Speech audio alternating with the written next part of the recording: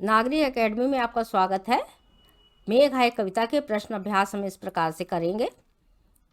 प्रश्न नंबर 1 है, देखिए, बादलों के आने पर प्रकृति में जिन गतिशील क्रियाओं को कवि ने चित्रित किया है उन्हें लिखिए। तो पाठ का आपने अर्थ समझ लिया है तो आसानी से आप इसे लिख सकते हैं कि बादलों के आने पर प्रकृति में जो गतिशीलता तथा परिवर्तन आते हैं उनको कवि ने इस प्रकार से चित्रित किया है या वर्णित किया है।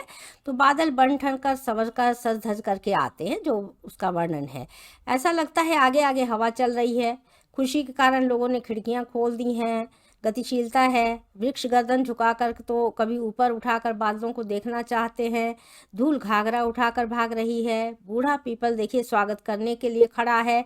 ग्रामीण स्त्री के रूप में लता दरवाजे की ओर से आए हुए अतिथि को उलाहना देती है और शिकायत करती है, देखती है।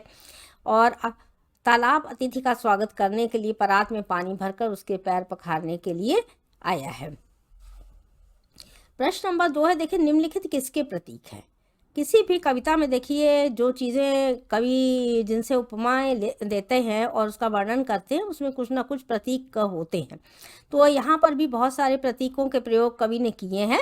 तो धूल किस चीज़ का प्रतीक है, तो स्त्री का प्रतीक है। पेड़ नगरवासियों के प्रतीक हैं। नदी जो है स्त्री की प्रतीक है। और लता मेघ की प्रतीक्षा करने वाली नायिका है। और ताल यानी कि आप तालाब जिसे कहते हैं वो सेवक का प्रतीक है। प्रश्न नंबर 3 है, लता ने बादल रूपी मेहमान को किस तरह देखा और क्यों। देखिए, बादल रूपी मेहमान को वो कैसे देख रही है। तो वर्णन आपने पढ़ा है। और भाषा शैली का आप अपना प्रयोग बहुत अच्छे तरीके से आसानी से कर सकते हैं। लता ने बादल रूपी मेहमान को दरवाजे या किवाड़ के पीछे से छुप करके देखा। तो कहीं दरवाज़ा कहीं किवाड़ या भी कहते हैं। तो उसने देख लिया क्योंकि वह अतिथि के देर से आने के कारण अत्यंत व्याकुल हो रही थी तथा उससे संकोच भी कर रही थी। क्योंकि देखेंगे कि आप लज्जा के कारण वह सीधे उसे सामने से नहीं देख सकती थी। घर परिवार के लोग भी आप देख रहे हैं कि उसके घर में है। तो ग्रामीण वातावरण, ग्रामीण अंचल में किस प्रकार स्त्रियों की स्थिति है उसको दर्शाने का कवि ने प्रयास किया है। भारतीय ग्रामीण परंपरा के अनुसार देखिए स्त्रियों का खुल करके सामने आना भारतीय समाज में उस समय नहीं था और उसको दर्शाने का कवि ने प्रयास किया है। क्वेश्चन नंबर 4 है, भाव स्पष्ट कीजिए। क्षमा करो गांठ खुल गई अब भरम की, और ख है बाकी चितवन उठा नदी ठिठकी घूंघट सर के। तो भाव ये है कि नायिका के मन में यह भ्रम था कि उसके प्रियतम अभी नहीं आएंगे और उसके आने पर उसके मन से सारी शंकाएं दुविधाएं जो कही जाती हैं वो खत्म हो गई। वह क्षमा मांगने लगी तथा उसके मन में जो गलतफहमी थी वह क्या हो गई, दूर हो गई। और ख का उत्तर है, देखिए, बादलों के आने का प्रभाव पड़ा कि नदी में पानी आ गया। आप देख रहे हैं जो नदियां सूख चुकी थी, नदी ठिठक गई। जब आकाश में बादलों को देखने लगी तो मानो उसका क्या हो गया, घूंघट सरक गया है ऊपर देखने में। वह तिरछी नजर से आगंतुक को अर्थात अतिथि को देख रही थी, बादल रूपी मेहमान को निहारने लगी थी।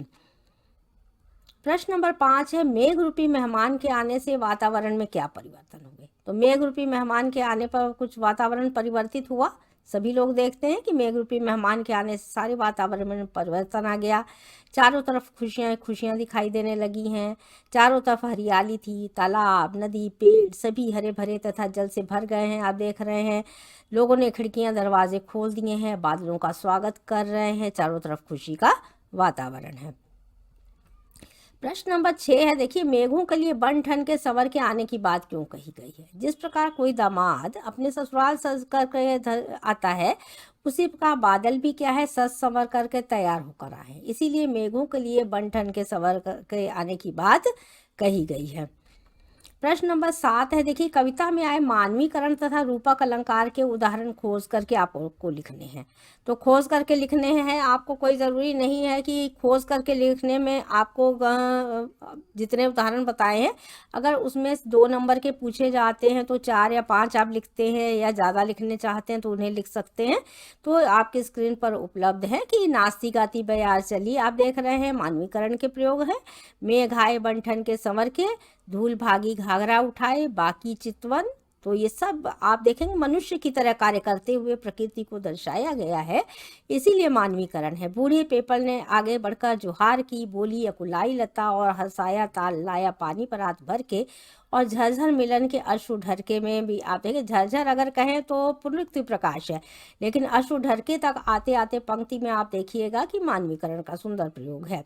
और क्षितिज अटारियो दामिनी दमकी में रूपक अलंकार है। और द वर्ण से अगर हम कह दें, मान लिया जाए, तो वहाँ पर अनुप्रास की छटा भी थोड़ी दिखाई देती है।